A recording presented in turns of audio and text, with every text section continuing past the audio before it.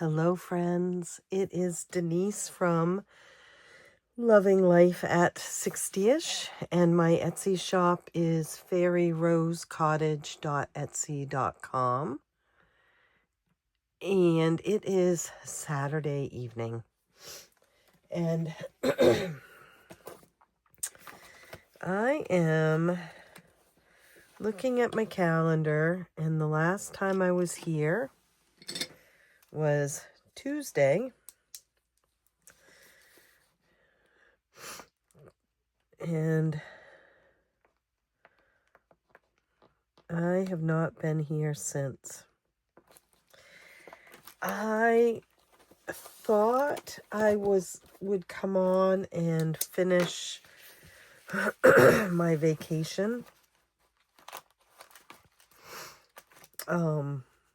savings book. It's almost done.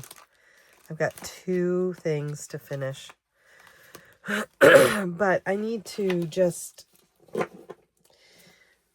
tell you what's going on. And so I have put in the title of this that it is an update on Scott and on life in general. I have a wicked cold.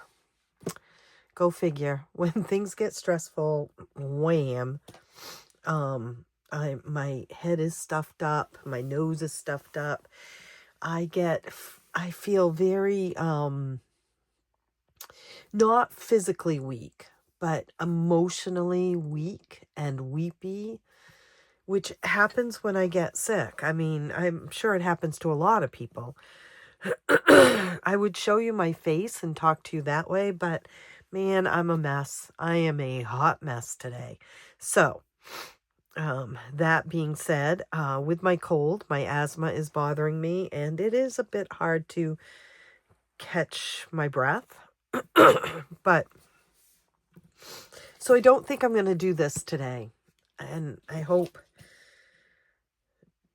I get back to it soon. So, guys, on Monday, we got the results of Scott's MRIs back. He had a CT scan 3 weeks ago, and then he had a head MRI and a neck MRI a week ago today. And on Monday, we got the results. We'd already had the results of the CT scan on his jaw. It showed that, I'm showing you my jaw, that there is disease in the jawbone, the left side, and the jawbone has come up through the gums. And I think I talked about that in a previous video.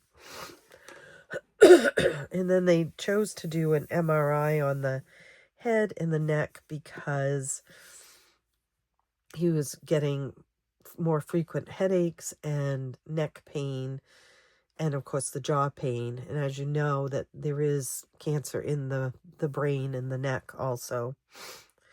So the MRI Monday morning, we got the results. We talked to the oncologist Monday night. She called us. I knew she would because I read the results and saw what it said.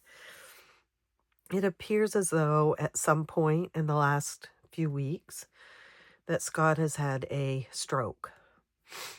Now, we feel as a family we can pinpoint when that happened, and that was the Sunday that he almost fell and he had tremors in his arms and he couldn't pick up his foot. And then that same type of episode happened 2 more times during the week following. But the oncologist said her concern is, obviously she's concerned that he looks like he had a stroke, but her more immediate concern is it also looks like there is more disease in the brain area than there was before. And there was definitely more in the neck area. So it just wasn't obviously what nobody would want to hear, right? And one of his biggest fears is having a stroke and becoming incapacitated. I think that's the right word. Because that's how he grew up. His father had several strokes and couldn't talk, was in a wheelchair, only had use of one arm, had lost a leg. You know, it was a whole thing. And his fear that that would happen to him and he would leave us to have to take care of him. So it was a tough conversation that we had with her. And what we discovered along with this is, you know, the type of stroke he had or they believe he had is not like what his father had. There are several different types. His probably, if it's going to affect anything, is his balance. So, you know, we have pretty much determined that probably leaving him by himself, especially for any length of time, but by himself, is no longer a reasonable thing. Although he disagrees with that. Big surprise. So, you know, Thanksgiving came. We had a lovely Thanksgiving. It was too much for my husband. It wasn't crazy busy or anything, but there were extra people here that we don't normally have here. That, you know, we know, but we don't know them well. It was in-laws. So it was too much for him. And yesterday morning he woke up, he couldn't catch his breath, he was coughing. He coughs a lot now, a lot, and all night long sometimes. You could see the panic on his face. And he said, we were supposed to go to cancer care, and he said, I can't go. I can't make it, Denise. I can't get in the car. I can't go. And the more I sat with him, the more I realized we needed to go. And I had to kind of put my foot down and tell him that we can either try to work to getting you feeling okay enough to get in the car and go to cancer care, or I need to call an ambulance and get you to the ER because I'm scared and I don't know how to help you. So I did what I kind of knew was sort of protocol, but nobody had really talked to us about it, about medications to give him if something like this happened. I had him use the nebulizer, which he is so against that nebulizer. And about 10 minutes before we had to go, he was feeling all right enough to get to the car and go up. So we went up. He had his lab work. He did not need a blood transfusion, but I told the nurse, I'm not leaving here with him until we either see a doctor or someone like you talks to the doctor and lets them know what's going on, because this is scary. So she went and talked to our doctor, was there, which we didn't even know she was there yesterday. And her thought was that it's not pneumonia, which is what I thought it was. She doesn't feel like it is because his lab work didn't show any infection. The stuff that he's coughing up is clear, and he had no fever. So, they gave us some ideas of what we could and couldn't do. And she basically said, this is the progression of the disease, and it appears to be happening faster now. So,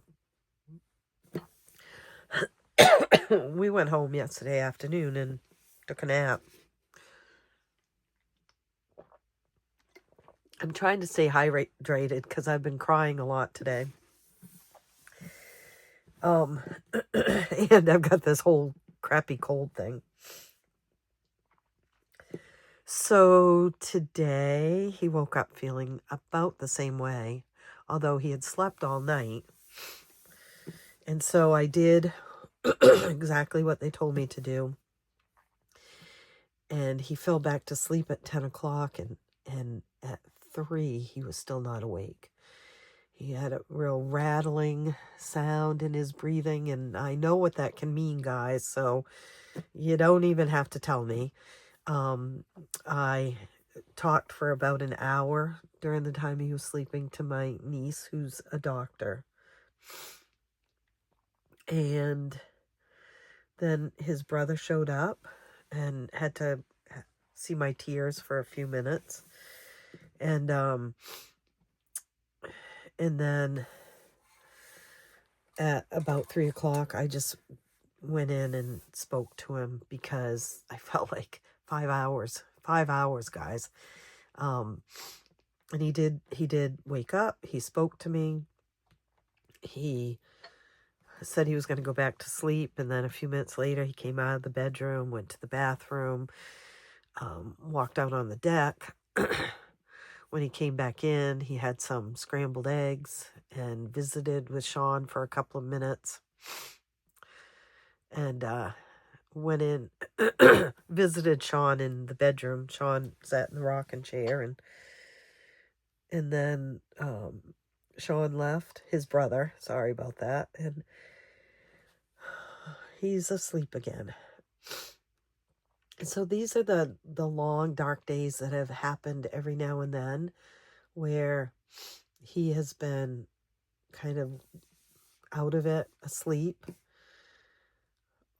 all day, and I sit worrying because this always happens, and then a new change happens. I sort of liken it to the reverse of when you have a baby, and all of a sudden that baby sleeps for like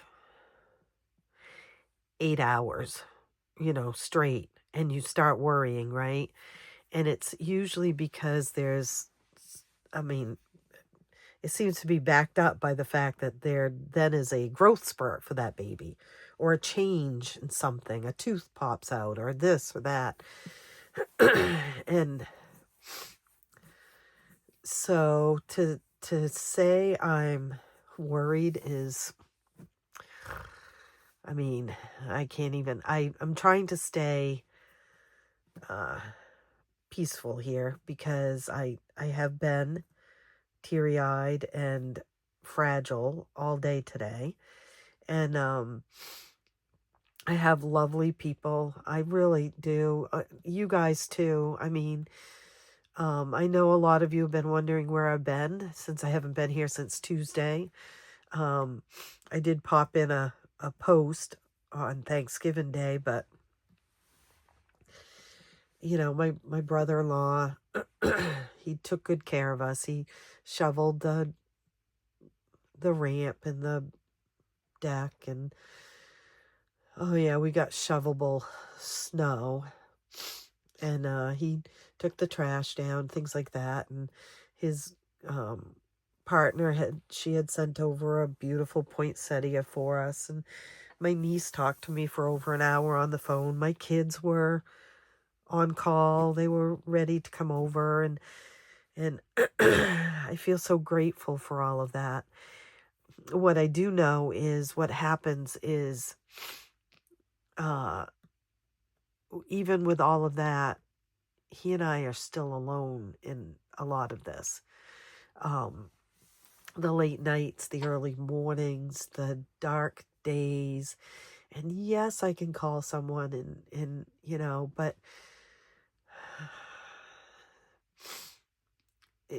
it takes me getting out of my head to actually think, oh my gosh, I ought to call and talk to someone, which is what happened with my niece today. And she actually called me because she could hear the franticness in the phone call.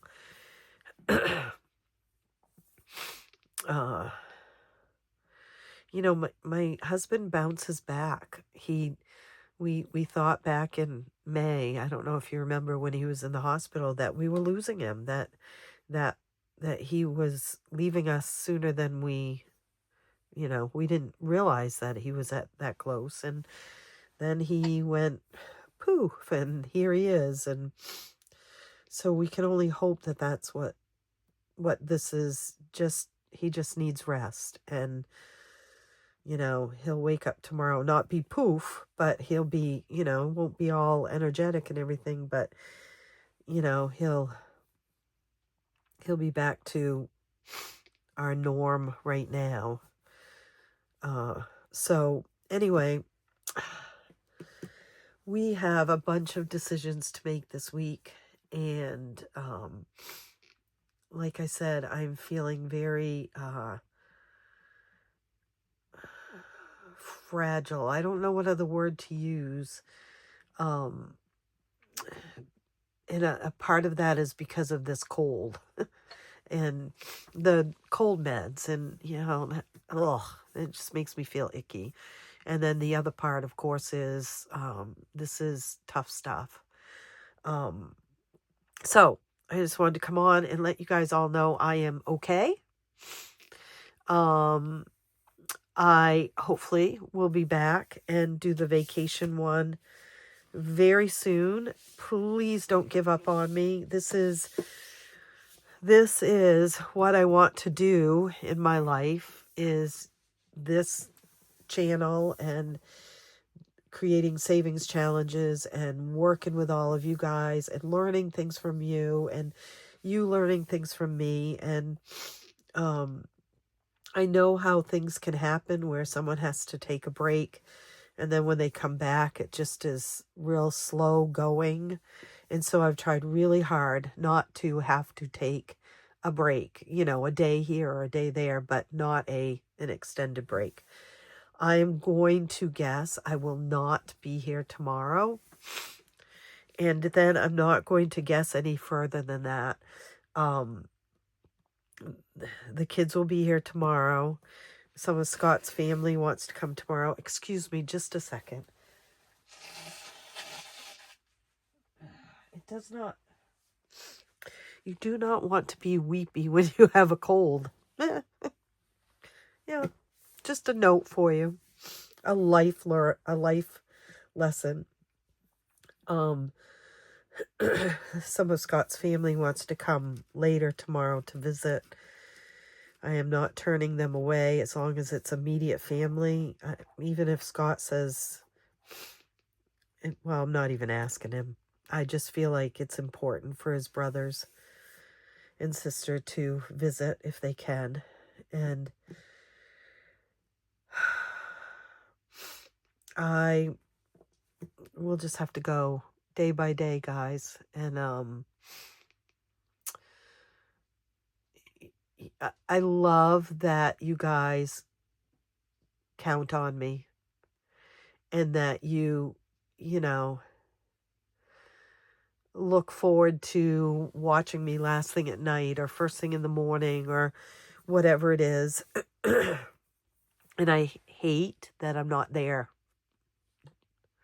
like I had been. But I also know you guys get it. Okay? Whether you've gone through this or you haven't, you get it. It's life, right? So I will be here. I will be here when I can, because it feels good to be here. And when I can't, I will miss you, but I will know that I will be back, and there is a home for me here.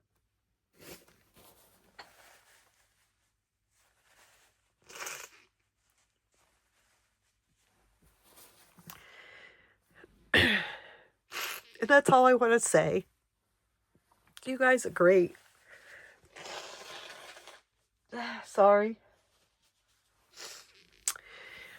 I'm going to go and hopefully get this loaded up. The last time I did a video and then I forgot to load it. And then couldn't figure out where it was. Thank God for tissues, right?